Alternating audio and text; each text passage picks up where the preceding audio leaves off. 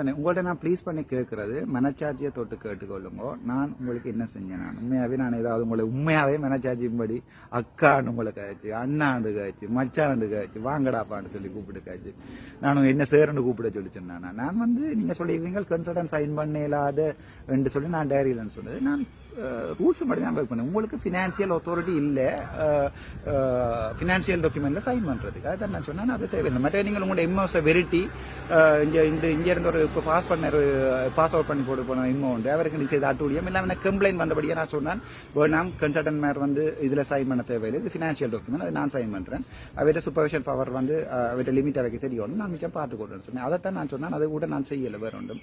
அது பிறகு நான் சொன்ன அப்புறம் டாக்டர் சத்தியமூர்த்தி அந்த சீல் அடிச்சு அனுப்பியிருந்தார். அதுக்கப்புறம் நான் அதை கட் பண்ணிவிட அது மேலே க்ராஸ் சைன் பண்ணி நான் தான் உங்களோட ஓட்டியும் ஃபுல்லா சைன் பண்ணி இருக்கிறேன். இன்றைக்கும் நேற்று தான் இது சைன் பண்ணி அனுப்பினேன். ஓட்டி சைன் பண்ண மாட்டேன்னு சொல்லிக்கலாம், உங்களுக்கு விஓபி அடிச்சிருக்கலாம்.